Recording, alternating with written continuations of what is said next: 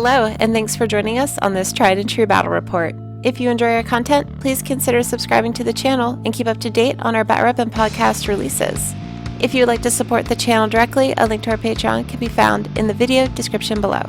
Special thank you to Paul for the brand new Cephalix lab table and Top Deck Games for hosting our Steamroller. Our match today features the 2025 Steamroller Rules Scenario 6 Best Laid Plans. Welcoming for the first time on Tried and True is Boker Brawl co-host from the NJSOBs, Steve. He has brought a 100-point army of the newly released Gravediggers, led by Major Grant Vargas. Steve, let us know what you brought today and your strategy going into the game. Hi, my name is Stephen Rabideau. Today I was playing Vargas in Gravediggers. But I play lots of factions, and I play with the NJSOBs, and I help Seth run the Boker Brawl. Oh, and I'm on the Boker broadcast. That's the other thing I'm on. So, like I said, I was playing Major Grant Vargas. I racked Arcane Shield, Rock Wall, and Silence of Death.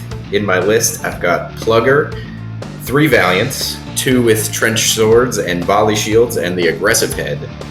And then the 3rd Valiant has the Reposition Head with a Trench Sword and a Harpoon Fist.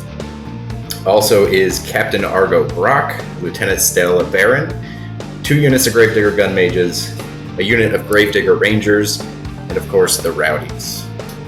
The primary strategy is fed by Vargas's feat. So his feat is +3 armor and immunity to knockdown and blast resist from friendly faction models in his control range. So you have a list with 2 Warjacks that start at armor 19 with shields that go up to armor 21, and then you can feat them up to armor 24. Within my spell list, I racked Arcane Shield, but I can also rack Deceleration for even higher armor values. So you slam these things into your opponent, and they often have a very difficult time killing them. So you'll play those things. They are very dynamic on the tabletop. My list for me feels a little bit light on models, but that's because I'm putting 10 points into 2 heavy airdrops, which can turn into guns for the Valiants, or they can turn into light Warjacks on the field. So it starts sort of feeling a little bit small, but it's also deceptively fast, and then it's very adaptable to whatever situation ends up on the tabletop. My command cards are Blessing of the Gods, 2 heavy airdrops, 2 light airdrops, Lucky Penny, Military Engineering, and Put the Fires Out. Welcoming back to Tried and True is our forever kit brasher extraordinaire, Gatorman Pete. He has brought 100 points of Crocs, Necrofactorium, led by Lich Lord Decadus. Welcome back, Pete. Let us know what you brought today. All right, thanks for having me back, everyone. Today is my Cryx debut. I'm giving a little bit of a costume change to some of our new models, and I'm bringing my big boy, Lich Lord Decadus. He's taken 2 of the classic malefactors with their melee combo, that Fell Axe and the Spike Shield with a Soul Claiming head. Pretty much the only situation the Soul Claiming applies to the caster, so we're going to make it work. And I'm bringing the Maleficer, testing out that character monstrosity. Next to him, I've got the Lich Lord Commander, or the Iron Lich Commander, Master Necrotech Chatterbane, the Scarlock and his double Mechanthrall Swarms for all those shield guards, a unit of Criterions, a couple Initiates, double Sludge Thralls, and the ever-present Furies. My strat going in with this is kind of new, because I'm fairly new to the Necrofactorium army, but my main thing is throw those sludges up the field, pretend there's some Gatorman posse, use Lich Lord Decadus to leverage those rerolls and pretend like it's Food Machine, and try to be big and threatening with my melee jacks, and just make it so that even with that armor spike, there really isn't enough real estate on the board to be safe, and see how it goes. My group of command cards this time is Blessing of the Gods, Duck and Cover, Hit and Run, Lucky Penny, and Put Out the Fires. And my rack spells, because I am terrified of the armor skew, are going to be Scything Touch and Calamity, so I can punch through anything I gotta. Lost in an underground Cephalix lab, will it be Signar or Cryx that makes it back to the surface? Let's get to the table and roll off. All right, off to the races. How are you feeling, Steve? I'm feeling pretty good. Better than the day of, I would say. All right, well, we have the pleasure today of playing on this beautiful table that Paul made. Sneak peek for any of you folks coming to Nova, this is going to be one of the tables that's going to be in use. Has all this beautiful Cephalix terrain. The couple tidbits about this particular terrain setup, the barriers you see from the surgical set are forests. We have an obstruction in the middle. We have a nice big poison cloud over on Steed's side of the table. Mm-hmm. And we have some big pipe aesthetic walls hanging out by those 40s in the front. Yep. So that, I believe you're up first, Steve. Here we go. Yeah, so I won the die roll, so I chose to go first. This is the scenario Best Laid Plans, and so in my opinion, going first, that's the way to go. You get the first opportunity to react when the scenario changes, and you get to take up board space. And for an army that likes to just sit in the middle and be hard to kill, you want to sit as close to the middle as possible. So that's Stella Baron, and she just gave out Precision Strike to everybody. Precision Strike gives Tactician, and that allows my models to move through each other. I cannot play the game without being able to move my models through each other. I'm very bad at it. So up first is Vargas. He cast his spell, so he cast Arcane Shield for +3 armor. I usually put that on a Shield Valiant just to really double down on the armor. And then Silence of Death went on to Plugger because he's POW 16. He goes to POW 18 with Silence of Death, and he has crit decap. So, he's a big, scary boy, let me tell you. Yeah, double damage is really something when you crit. I forget if it happened, but I'm pretty sure it happened this game. It just went nuts. It's always hilarious. But yeah, so the plan of action in turn one, something that I didn't mention yet, is that Vargas has Field Marshal Fleet. So you spend a focus and you get +2 speed on himself and then also on Warjacks in his battle group.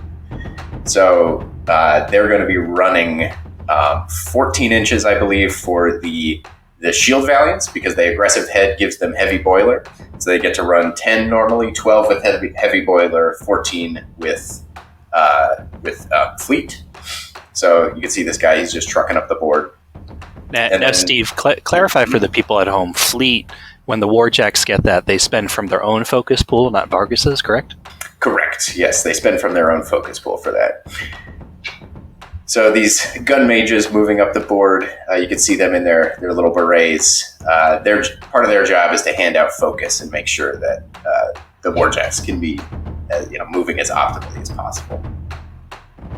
So turn one, we're just running halfway up the board. We're like something like 20 inches up the board with these heavies.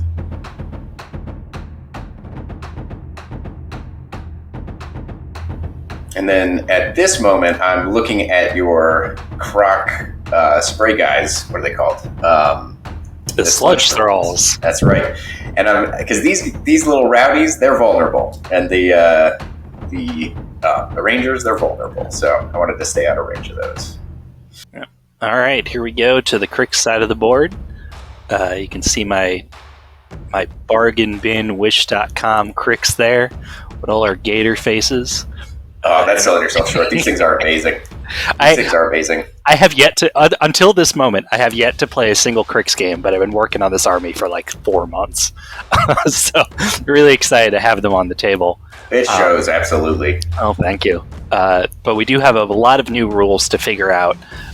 What I'm very quickly picking up on is that having so many sprays in an army really is excellent. I don't have to worry about cover. I don't have to worry about stealth.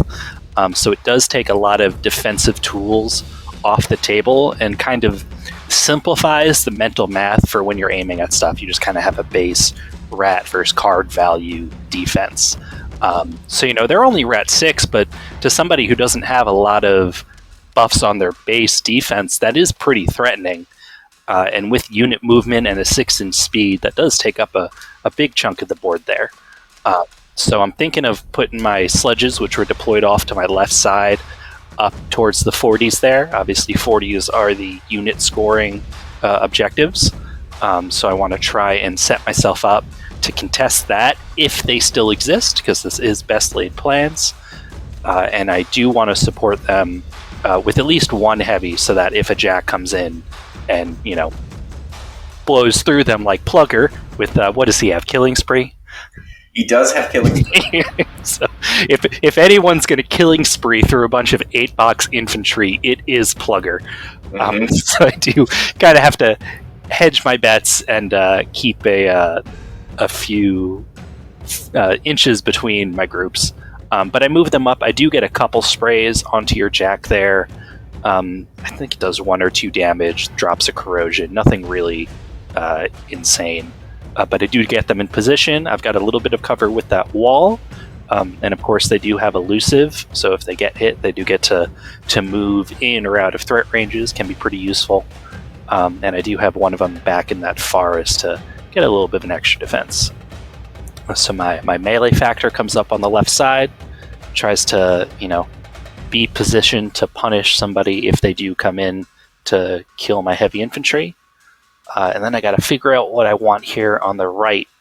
Now, you have some jacks and some gun mages over there, but that barrier in the middle, that big obstruction, does kind of block Plugger. So I feel more comfortable putting all of my single wound infantry up the right side, which is the majority of my shield guards, but I feel pretty comfortable keeping them away from my guys on the left. So I start flooding that board on the right with my Mechanothralls, my fish and bird men. Oh man, that looks so good. A lot of casting of old parts to get those fins. Silicone molds can do a lot.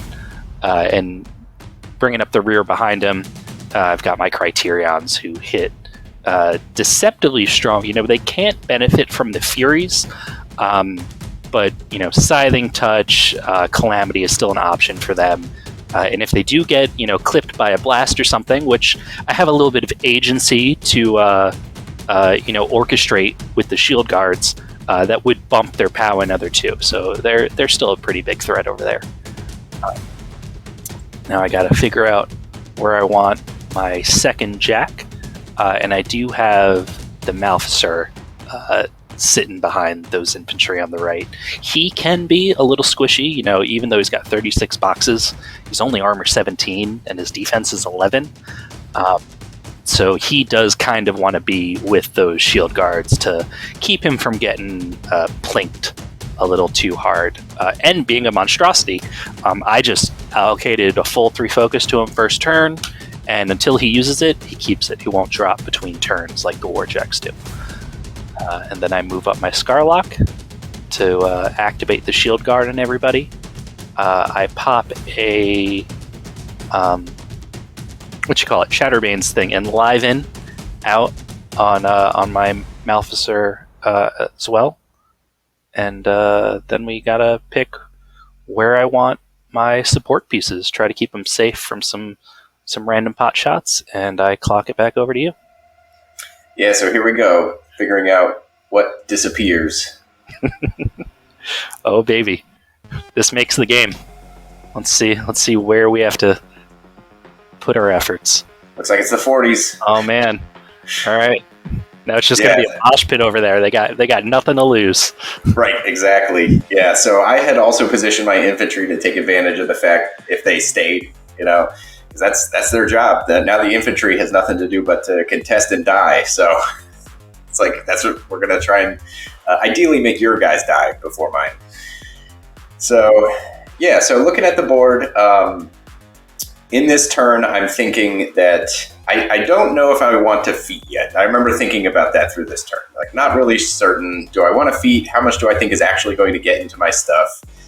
I haven't put out Rockwall yet, but I know that a lot of your stuff has 1-inch reach. So Rockwall can be used to pretty devastating effect against that sort of thing.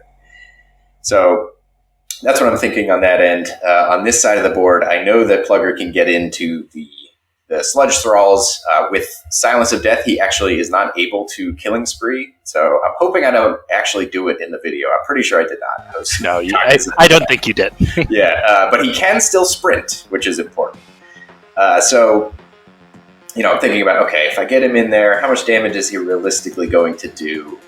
And that I can actually take advantage of.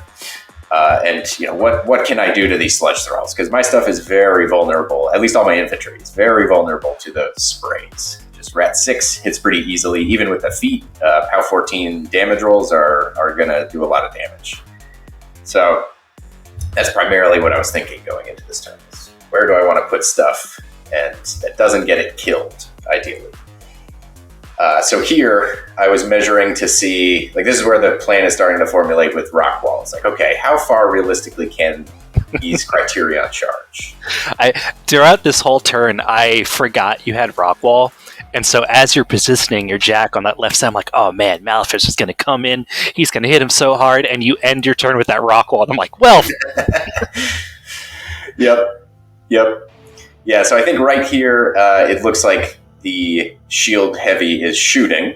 So he's got a gun in that shield that has boosted attack rolls against warrior models, hence all the 3 dice attack rolls there.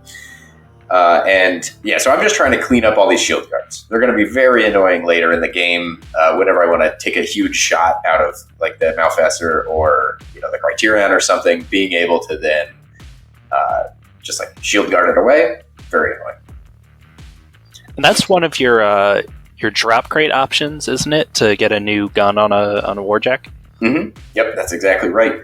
So I can get a rocket pod, I can get a momentum gun, I can get a flamethrower. And the flamethrower, can avoid the shield guard, but being able to shield guard the howitzer shot with the momentum, I mean, that's always annoying. So, yep. So just this is how a lot of into cryx games go. You're just clearing chaff half the game, and guess what? It all comes back next turn.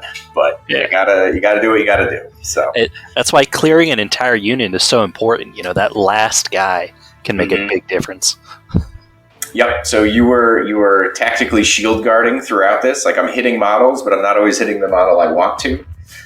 And we just kind of keep going through there.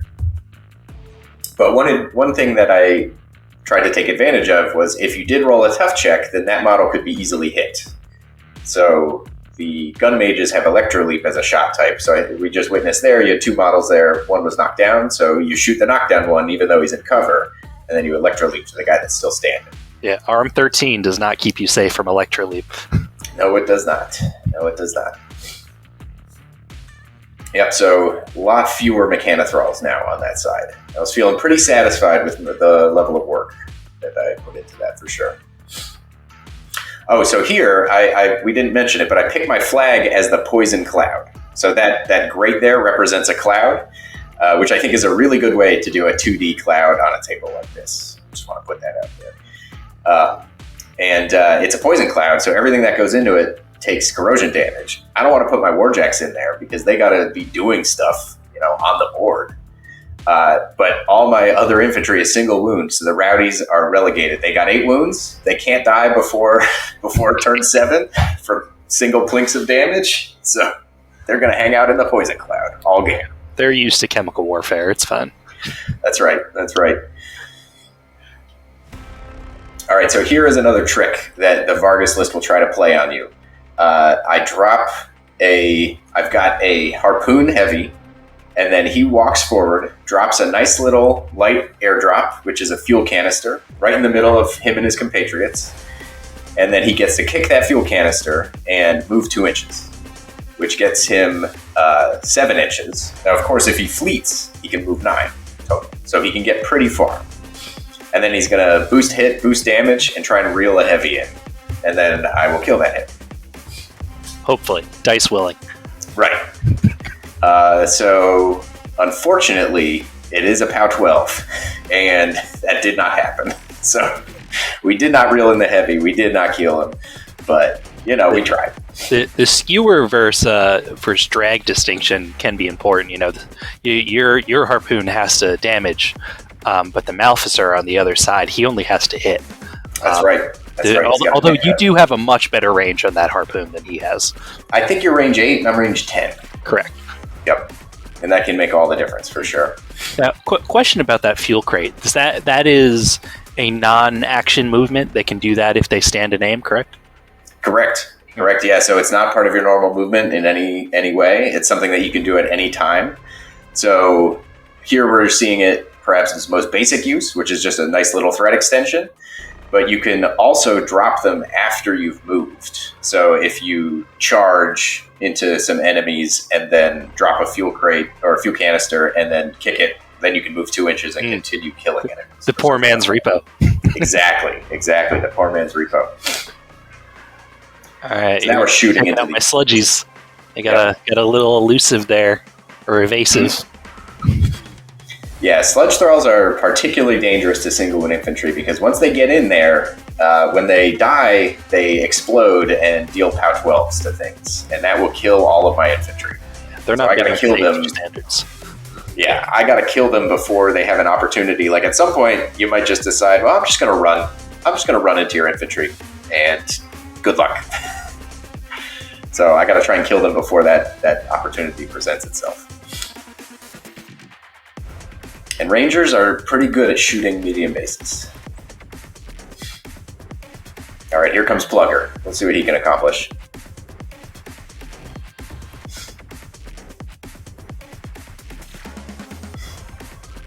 And so he gets cleanly into those two.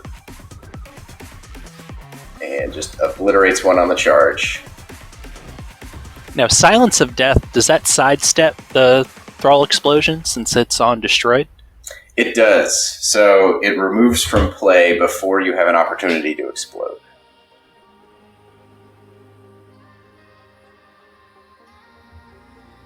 Yeah, so Acid Blast triggers on destroyed, and I get to RFP, I believe, on boxed. Which is also what keeps it from allowing me to Killing Spree. Because it removes from play before the Killing Spree triggers happens. Oh, and so in addition to 2 knives, which is pretty great, he also has double miniguns on top. So he's just standing there shooting everybody now. And then he sprints away. He saw Big Pig and he's like, I can do that. Yeah, exactly. He's out of there because he's a jerk. He goes in, kills things, shoots things, walks away. Fun fact, Fleet will affect his sprint speed. So he can move 7 inches if he really wants to when he fleets. So he's an all-around good time for me, primarily.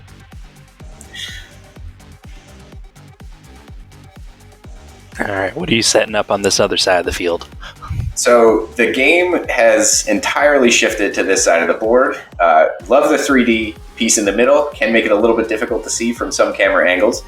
But this is how best laid plans often goes. Something disappears, and then either you get the 50s in the middle or the 40s on the end. In this case, with the 50s in the middle, that means that we're going to mosh in the middle of the board. And so I'm just trying to shift to set up a wall, a literal wall there, where... There's the wall that makes me cry. Yeah. It's nice and orange. You can still kind of see it, even if it's the sea of blue. And I'm using a miniature there to try and just say, like, all right, nothing gets in here. But yeah, so I'm just shifting to that side of the board because that's where all your stuff is, and I want to kill your stuff, as well as my 50 millimeter objective there.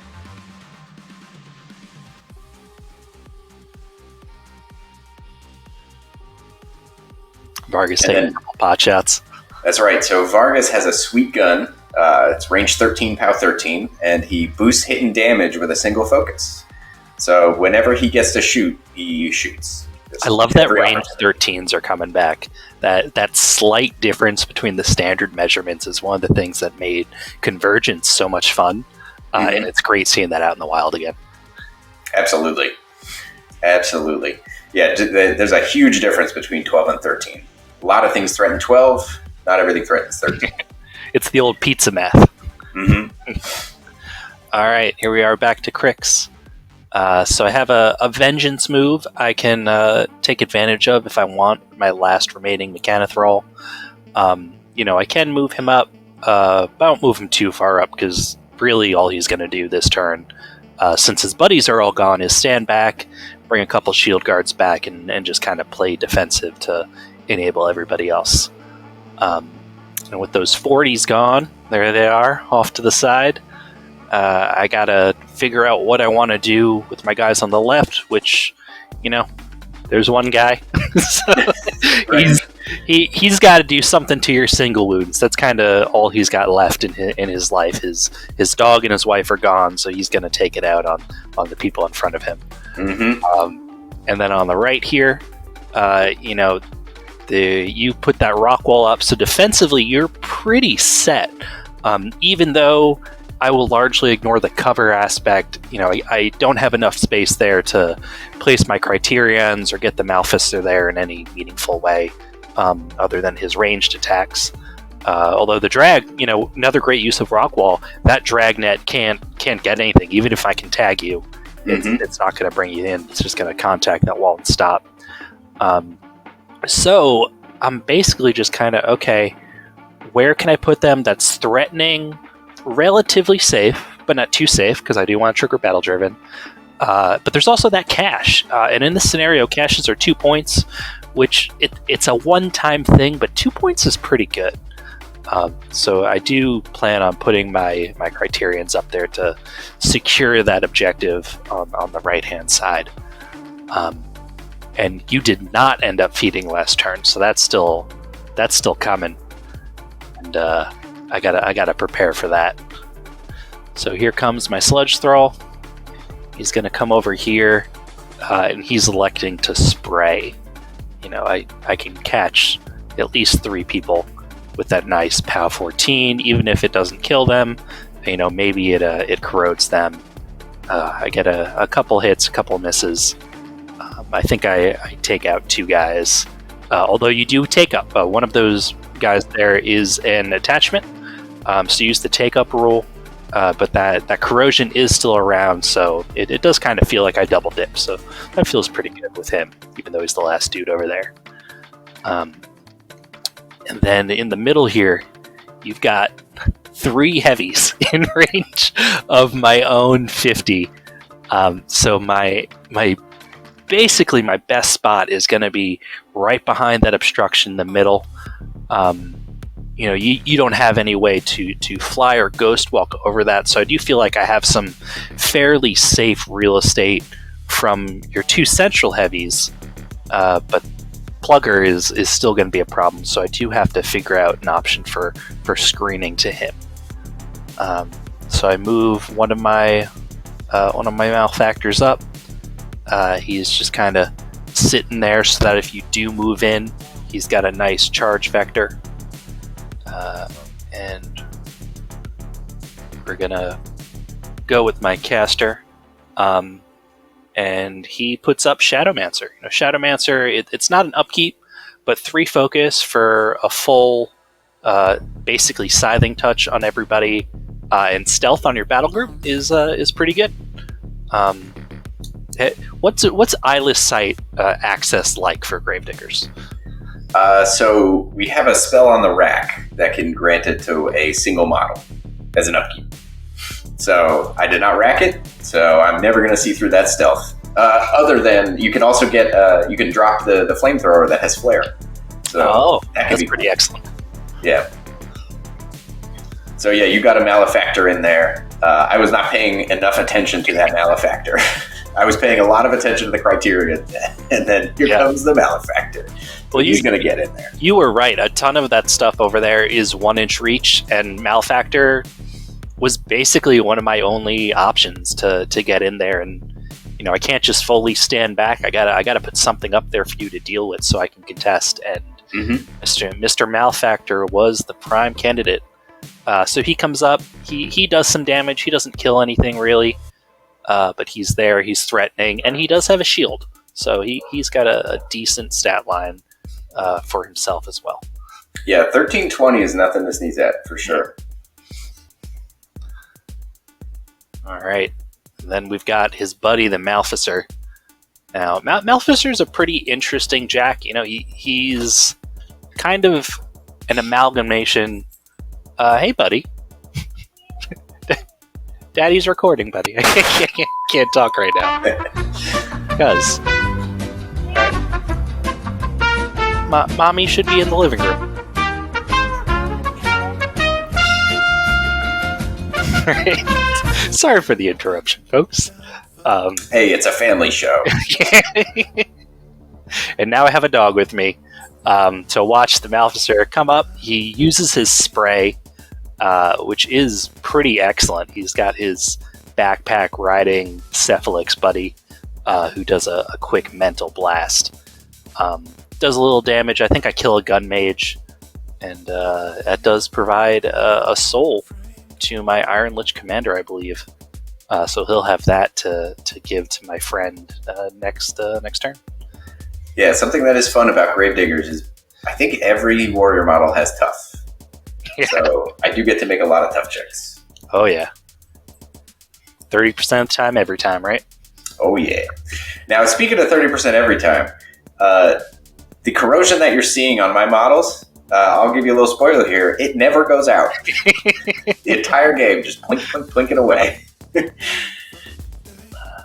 All right, here comes Jack number 2. Hiding behind that pillar in the center, staring at that horribly tortured Titan that Paul set up. Although Titans as a baseline are already tortured elephants, so I don't know how you one-up that, but the Cephalix did it.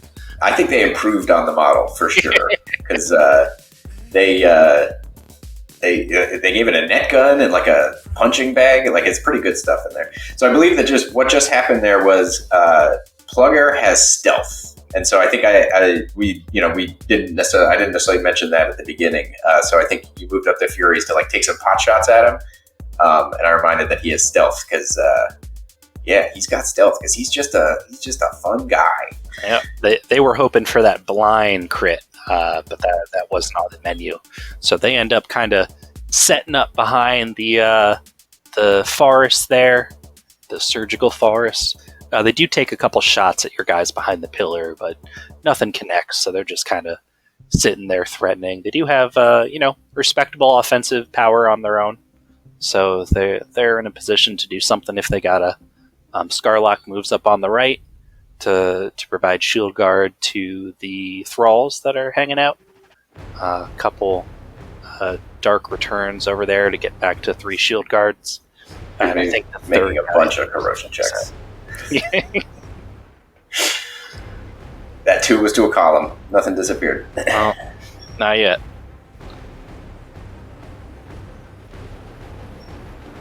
All right, and we're back to Gravediggers. Yep. So within this turn, I am now seriously contemplating feeding. I'm looking at, all right, can I steal that malefactor? Can I steal that malefactor out of there? Failed in the last turn, but Plugger is in position to potentially get there if that thing gets yanked out from behind that obstruction. The challenge is that it currently has stealth, so I can only see it if I'm within 5 inches. So I'd have to stand the heavy within 5, but in a position, the harpoon heavy, I'd have to stand him within 5, but in a position that he could, still snatch, move him far enough, move that enemy heavy far enough with the harpoon to get him in range of Plugger. And then I would have to make sure that Tactician is in the right spot, so if my heavy gets in the way, Plugger can still move through and get there. So that, I think I spent a decent amount of time thinking about how to accomplish that. You had the range and the movement. I think the factor that ended up nixing the plan is that he's base to base with that curved objective, and just didn't have the angle. Yep, curved stuff can be a little bit tricky to work around, so you got to be careful and make sure that you give yourself a little extra oomph in order to make it happen. So I think within Gravediggers, I have the technology to do it. I don't think I took advantage of it. Between Fleet and being able to kick that fuel canister right behind him, I think it's likely I could make it to a location that would work. But if you're not careful, then you don't use up all your movement or something like that. It doesn't work when you put the model down, and then it doesn't work. It doesn't work. But yeah, we get there eventually. So I think in the meantime, I'm trying to load up my jacks with focus. That's a huge part of this. I know this turn has got to be feet turn. I can't protect myself anymore on the left side, on my left side, so where all the action is happening. I won't be able to block out those Criterions anymore Those Mechanothralls could charge. There's already a heavy in my face. So this turn has got to be Feet turn. We got that last sludge throw over there, too. Mm-hmm. We're going to try to get rid of him, for sure.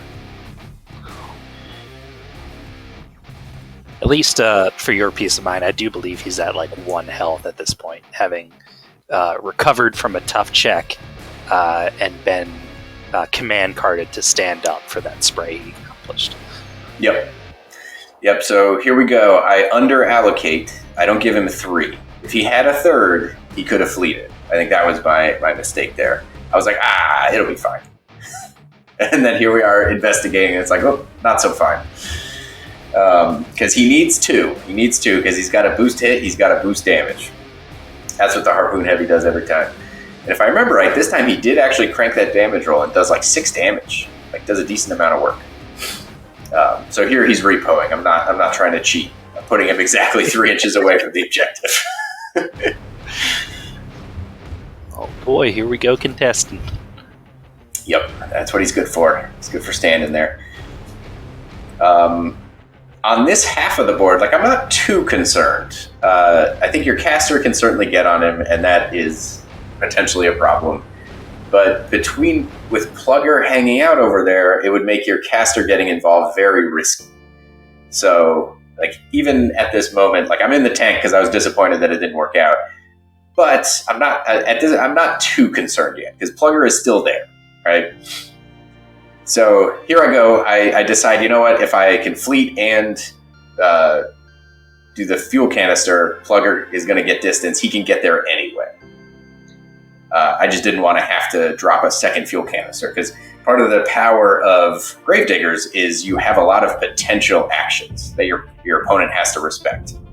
And if you, as soon as you collapse that potential into 2 fuel canisters, then there's no more like, well, I'm going to make my guns hit really hard, or I'm going to drop magical weapons somewhere on the board, or something like that, right? But now it's all kind of collapsed down into like not a ton of possibility anymore. So something when you play Gravediggers, you have to think about, like, there's tons of things you can do, but once you do it, you're kind of set on that path. That opportunity cost is high. Exactly. So here also, I think I did the math looking at it. It's like, okay, he can move 2 inches, and then he can fleet, and then he can do his thing. But it's very important that you're able to move through models, and my Tactician model is further than 10 inches from that heavy that I repositioned kind of carelessly. So I was not able to move through that heavy and get to your heavy. So a bit of a comedy of errors, but you know what? He's going to take it out on that sludge thrall. So he's just going to absolutely blast that dude as much as he can. But then he evasives away. Poor Plugger. Just not having his best day, but we'll get there. Unfortunately, he evasives away from cover, and he's a double dead man walking at this point. Mm-hmm.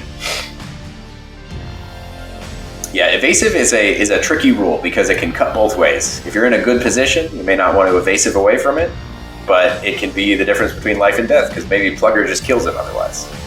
And then maybe these guys get to do something else, you know? Nice little CRA with that Gatling gun. Mm-hmm. Yep, so these guys are... Oh, there you go. Right back into it. And then I think what ended up happening is you moved over there, and then I managed to hit you anyway somehow. Mm-hmm. It's like, well, sorry. CRA, it's a hell of a thing. I think I hit you with a big CRA, and then it's like, well, I'm just going to roll high. No problem. Oh, defense 16, it's fine. I'm at 11. It's fine. There he goes. He moves in and defeats. Takes a couple pot shots somewhere. Just doing his thing. I can't resist spending his focus. Fortunately, that didn't matter too much here. Do some Jack myth for us. What do you have on the field now with that feed up? All right, so yeah, I gotta start adding tokens that say like +2 because it gets complicated, or +3.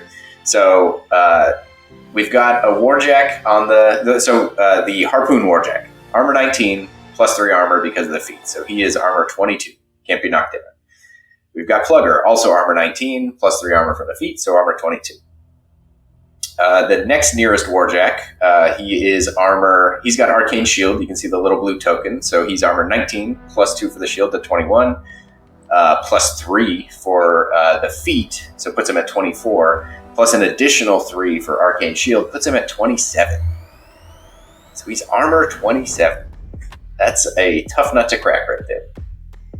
The guy behind him, that it looks like I'm moving right now, contemplating moving, he does not have Arcane Shield, so he's a measly armor 24.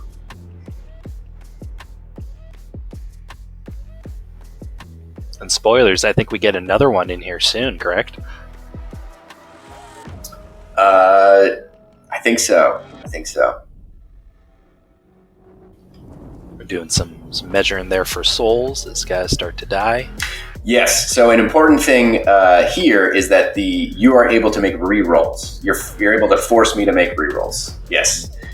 So basically, I made an attack, and then so you can force enemy models to re-roll as part of your feat, which is an incredibly powerful ability. Because he pops feet, he gets 5 souls. In addition to whatever he might have or gain, and he can spend a feat to make somebody reroll throughout the round. Now that can be him. He can use it offensively, but it can also be used defensively, like he's doing now. And so when my guy is mat 7 and he's swinging at a defense 13 Warjack, that's like armor 20. Every hit counts, and I need 6s to hit, which is not hard. But if you force me to reroll him, it's not unlikely that I miss. So, very important to do for sure. It can be an incredibly powerful defensive tool, especially when it's like, this is a critical attack. But you know what? You're going to have to do that twice, actually, instead of once. Yep. And so I believe I failed to kill that heavy. It just ends up being, the one Warjack doesn't quite do enough damage, and I think I cycled Silence of Death over in order to give him a little extra oomph, and I came up like 6 boxes, 8 boxes, something like that, short, pretty close. So what I did right there is I used a heavy airdrop to drop a light Warjack onto the field, onto Argo Brock there. So you can drop it onto a Jack Marshal. Just to, add more, like you said, we're adding one more Warjack in here. So he's got a shield. He starts at armor 16, so it goes 16, 18, 21 with the feet. 5-point light? That is respectable. Yes, with something, I think like 26 boxes. So it's called a blocker, very appropriately. And then he just gets in there and starts taking swings at this heavy to try and get lucky and spike, and see what we can do. I think something like dice off 6, dice off 8, and like does 1 point of damage every time. So not too shabby for being dice down that much, but hoping for a little bit more just out of sheer luck,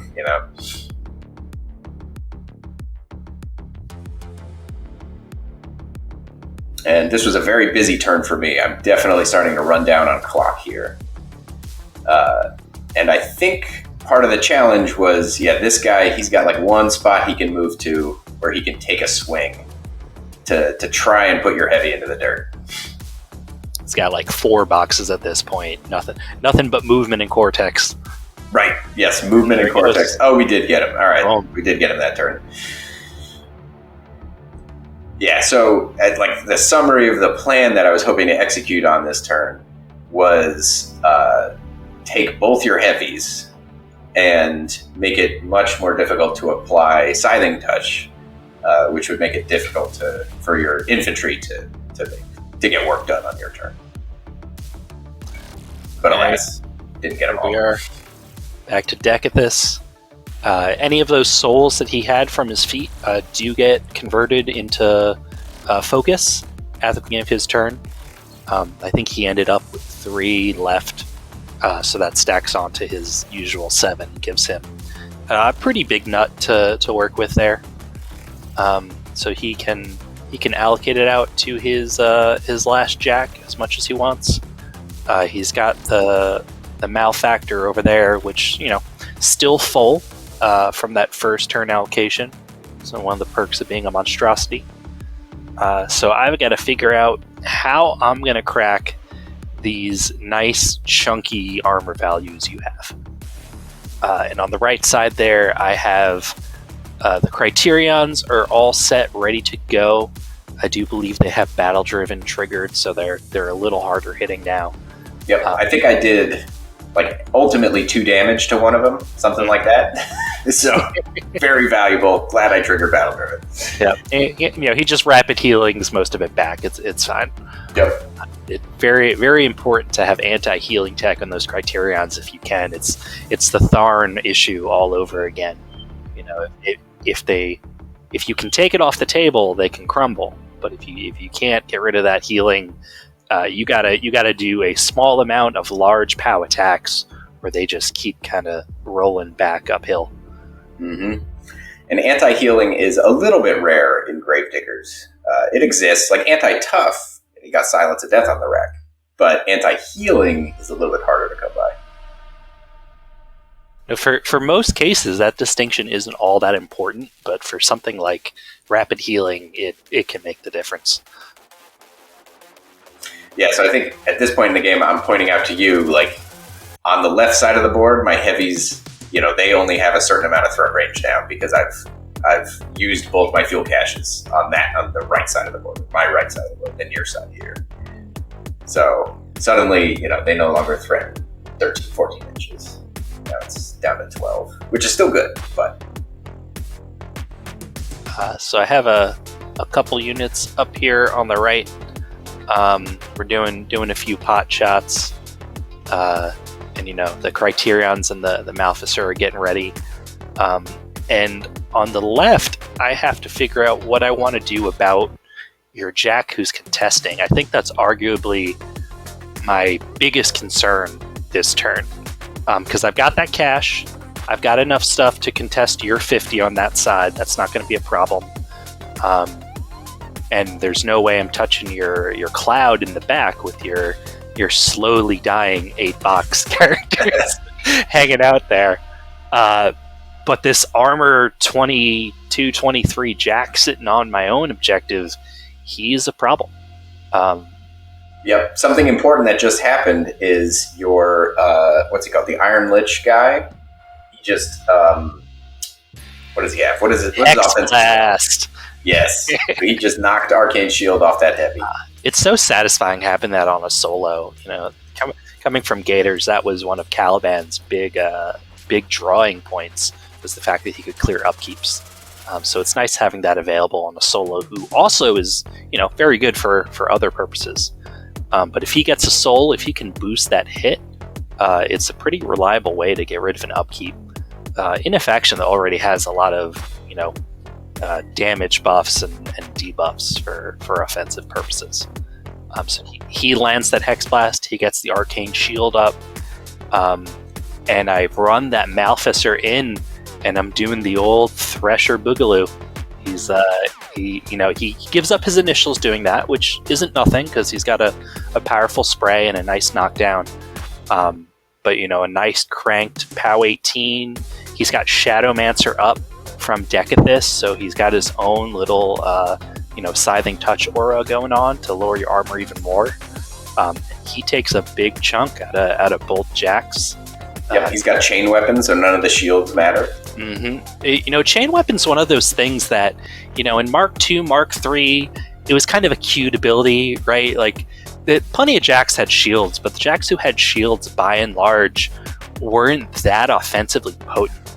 But in the current setup, when you can take a shield and a heavy weapon on, pretty much any chassis, it's almost always, a factor. It takes that 2 right off the table, and it gained a lot of value in Mark IV. Absolutely. Yeah.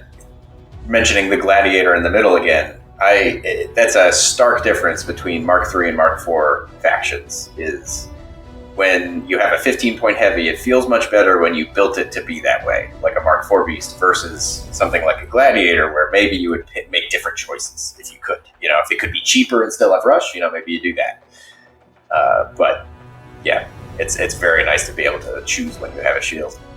So something that we did there is we paused the clock for a second because just like a minute ago in this or something, because the armor value is going up and down all over the place, just nonstop. Just like, okay, so you got lost track of that. I've got a -2 arm. You're ignoring my shield. I've got the feet.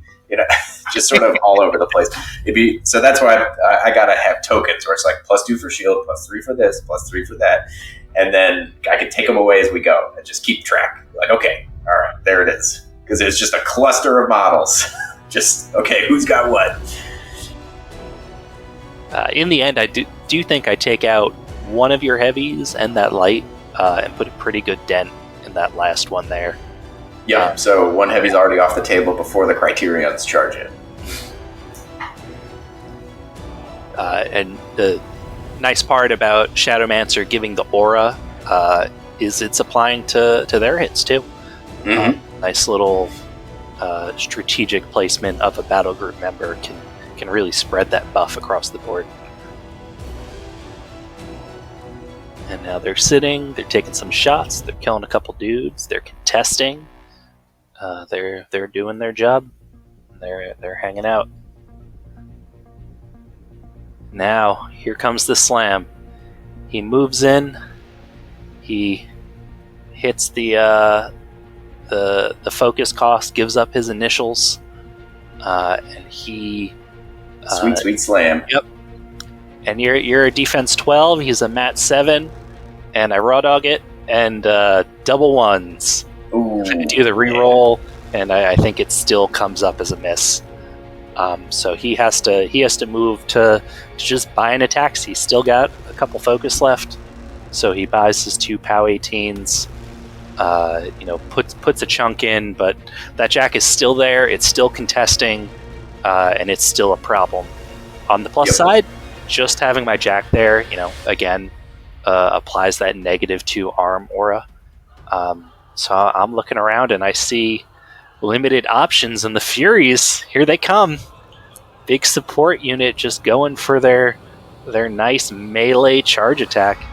And I think their melee POW is actually fairly respectable. I'm going to pull it up now. They are POW 14 mat 7, which is a little bit surprising on something that seems to be primarily magic support, but no, they got big claws. So they come in, they have a little bit of math support with the auras. They got that boost from the charge. And they roll pretty well. They end up taking it out. And something that's important is, even if you don't take it out, the axe on the jack has grievous wounds. So if you do enough damage, it doesn't. You don't even need to take it out if you happen to come up short. That's fair. It's nice having grievous. A lot of stuff in cryx has crit grievous. But that heavy axe just has it standard. He tags you. That's it. Downside to charging with the Furies, they are corporeal. So as soon as they commit to making that attack, they are vulnerable now, which could be a problem if I need their damage boost later on in the game. But for now, they did their job. They freed up that objective. I've got one more point to play with, and we're just kind of in the spot that we're trying to be for next turn. I'm down to just hiding some of my support units here. I do have a little bit of Dark Return still to work with, so I can bring a Shield Guard or 2 back if I want. And they just hide back there, primarily so they can run in and contest next turn if they gotta. I don't want all of my pieces to be off the board. And they do score my flag terrain, is that little obstruction in the back. Here they go with the Grim Returns. Get some more fodder up there to have to chew through. And we get ready to pass back over in a second. Pop that up. Yeah, how are you feeling at this point in the game? Because I think you're up on scenario. I am up on scenario by a couple points, so it's far from safe, but having kept 2 of my heavies alive for your feet turn really was what I needed to actually do some work. And my goal that turn was to free up that objective, and it worked out, so I'm feeling pretty good. Yeah, and I think a couple key tactical things here is that so Plugger is engaged, by a fury that normally doesn't matter, but now that it's corporeal, Plugger can't walk away to kill that heavy. So that's the situation I'm running into. And if he gets Scything Touch in order to help him kill the heavy, or not Scything Touch, Silence of Death to help him kill the heavy, he won't be able to Killing Spree, which would allow him to like walk to the heavy, as he kills these furies. So he's in kind of a conundrum where it's like, I don't know if he kills the heavy without Silence of Death, but he can't use it to get there. You can't CRA into a model that's in melee, so I can't kill that thing with these little guys necessarily. So it's a bit of a conundrum there for sure.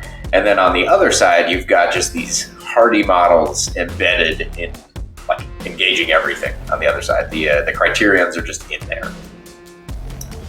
And then an additional thing that I think I messed up here, but it ultimately doesn't matter based on the dice rolls that we have later. The Malfisor, that thing over there, it has, what's it called? This mage static, I think? Yes. So that adds cost to spells cast near him, and it reduces the range of spells. So that makes it harder for me to like swap Silence of Death around, and it would reduce the range that you can empower things, which is something that I think I messed up here, where it's like Plugger shouldn't have this much focus, but he does miss most of his attacks.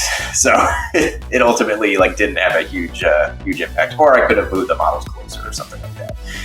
But it's absolutely devastating when you finally charge with that model and just embed him in the list, like in the middle, like near my caster, near my support. It's devastating. And then, of course, I don't know if it was mentioned last turn, but that guy's had Enliven like the whole game. That guy's the support guy is following around, giving him Enliven. So it becomes very difficult, the fewer models that are on the board, to actually kill him. So one of the hardest parts of using Enliven is, you can make them safe with the walk away, but if you also try to screen them and apply support, you can box the model you enlivened in, and it just ends up not being able to function quite so much. The other problem with Enliven is, unlike a lot of other abilities, it is use it or lose it. If you get damaged with Enliven, you have to activate it right away. You don't have the choice of saving it for later. Mm-hmm.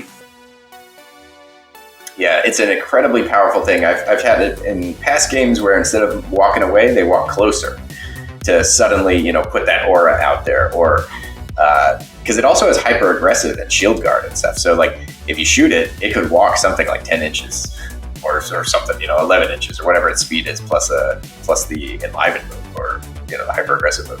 So it can really scoot around there. Like it's a surprisingly techy piece, I would say. It does have a slightly shorter base speed. It's sitting at 5, unlike the other heavies. Okay. Yeah. But put on top of those other rules, it can get around if it needs to. All right, so you're taking out some of my guys. Yep, so we're trying to apply some focus. That last heavy is swinging for the fences here, trying to knock out some criterions. I believe the original intent was to try and clear him up and put him into your heavy. It's not impossible still. Like, I do have models to potentially block in the Enliven, but I think at this point I had given up on that. Like, we just got to kill stuff, try to stay in the game. Yeah, so you can see I'm running low on clock here, so I think I can see the end coming here.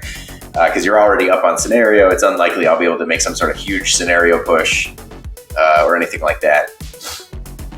So we're just doing our best. And then, just end the turn there. You're like, well, here's what I score. All right, so I'm not in the clear yet. I've got a couple power-ups to do. I have my 7 focus on my caster, trying to figure out what I have to do here. I am in a fairly big clock advantage here, so I have some things I need to do, but I have more time than I would feel uncomfortable with to do it. So you have a Plugger in there is contesting again, So I'm going to have to take him off the table. And on the other side, you have so many models around your own objective that I don't think that's going to happen. So really all I have to do to set myself up is kill Plugger if I can, and then try to make it difficult for you to contest next turn without pulling some serious stunts in your 1 minute of clock left. So I bring my Necrotechs up. They do some empowering over here on my Jack. One of them pops some healing out on my last remaining Fury. The Furies are a character unit, so unfortunately you can't Dark Returns them. Dark Return specifies Grunt, so the Furies are all named, unlike the Criterions and pretty much every other unit. I love it when they do that kind of thing, like the Crow's Cutthroats and it's always great. You can bring a Grunt back, but you can't bring Crow back. One of the units that comes up with is Boom Howler, the original Boom Howler unit. He can't come back, but the other dudes are Grunts. They can do whatever they want. So with that last remaining Fury, I'm able to put that +2 buff to an undead unit, and I pop it on my Mechanothralls, which have been slowly coming back from that one guy who survived in the beginning of the game. 3 guys a turn is pretty significant. So they charge up and they end up doing all the work for themselves, and that heavy now just kind of has nothing to do except sit there and score his point. Maleficer, I just kind of jam him in, try to get a couple more shots. He throws another Thresher out in the middle of your support units to just kind of be big and imposing. And at minimum, he's sitting there contesting and taking all the hits for your remaining clock. So he does the damage he can, but really just by moving up, his job is done, and everything else is a bonus. There goes my tactician bot. I can't play the game anymore. I'm out. I have to do rules and pay attention to positioning. What is this? Yep. This oppression. It's crazy. I don't think it's allowed. Let me check the rule book. Now, so he just rolls up in there and just smashes a bunch of things. Classic Cryx stuff, Yeah, I'm a really big fan of the Maleficer's design. He's kind of an homage to the original Dark Operations triple heavies. He's got the shield guard the Warden had before they shuffled all those abilities around. He's got the net gun from the Ambusher, whatever his name was. And then he's got the Wrecker's Flail. He really is just all three wrapped up into one with a couple bonus guns. Yeah, another great model for sure. Yeah. I do like that sort of thing. Yeah. His one downside is he is very expensive for a very low stat line. One of the big draws for the old monstrosities was just how cheap they were, and so he doesn't have that. But he's got so much else. I think he's worth it, even if he's a little squishy. Yeah, monstrosities are squishy, like we said before. Yeah, Def 11, I think you said, and Armor 17. He's got a lot of boxes, but when everything hits and everything damages, it adds up really fast. Although, armor buff with Death Ward on the rack, he could be a 19, which is a pretty big boost in some situations. Alright, so I slap it to you, we pause for scoring, and now it's back to Gravediggers. Yep.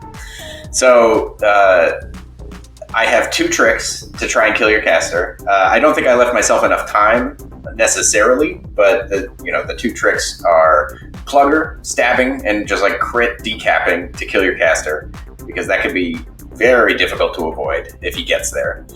And then the other thing could be my caster just shooting D3 + 1 POW 13 fully boosted shots. But in both cases, Plugger is dead, and your caster has stealth from what's it called? Shadowmancer. So both my tricks are off the table at that point, right? So between losing Plugger there and my caster just being unable to interact with your caster in that way, I just did not have enough time. I think it's not a bad strategy when you're in this sort of losing position to aim to leave yourself enough time to do one thing, and that one thing should be killing the enemy caster. But I had no lane on you at that point, so it's like, well, he's going to try and kill like the last criterion or whatever, see if we can't score a point. All right, and end of that turn, I was still up on points, and so that's the game. Really cool seeing Gravediggers on the table for the first time. Aesthetically, everyone loved the Trenchers, and so seeing them come back in just like a new, fresh aesthetic is just very, very cool. Those ammo crates are awesome. Tell me a little bit more about those. Yeah, so in this game, we used the fuel canister twice, and then I ended up dropping a blocker. But there are a number of other options. So you can drop, with these ammo crates, you can do let's say the light airdrop, right? So you can do the fuel canister, you can do an ammo crate, you can do a medical crate, or you can drop a mantlet. So the fuel canister we saw, it gets a 2-inch move for your construct models. So the warjacks, and whenever other construct models come out, you can use that for those. The ammo crate, you can kick it for a ranged attack to either get +2 attack, +2 damage, or +2 range. So in the case of Vargas himself, he can potentially be POW 15 with his gunshots, which is pretty devastating when he gets D3 +1 and then can boost attack and damage rolls for a single focus. Now, do you guys have access to snipe as well, and does that stack? We do not have access to snipe. Not as a spell. That's the classic Signar spell that we're missing, which frankly is fair. Not yet. We'll see if there's some cadre options in the future. You only got the one right now. That's true. That would be wild. I would love to have. I would love to have snipe. I can understand why I don't, though. I'm not super objective about these things. All right. Well, it was a great game, Steve. I thank you very much for bringing this new faction to the table, giving everybody a nice peek at that, and can't wait to see more Gravediggers. And the future is bright for Signar, even if the trenches are dark and wet. And Pete, I gotta say, it's always a pleasure, especially given the miniatures that I get to see across the table. It's just the best version of Warmachine as far as I'm concerned. Thank you, I appreciate that. And so it was a great game. And if you're watching and you're in New Jersey, reach out, get in touch with the NJ SOBs, and I hope to see you at the Boker Brawl, because that will be awesome. Oh, that's right. I always forget. I'm on a podcast called the Boker Broadcast, and that is a excellent podcast to listen to, or so I'm told. The soothing voices of Steve and Seth. Thank you for watching. If you would like to check out some additional content, including post-player, blogs, art, and early releases to support the channel, please check out our Patreon link in the video description below.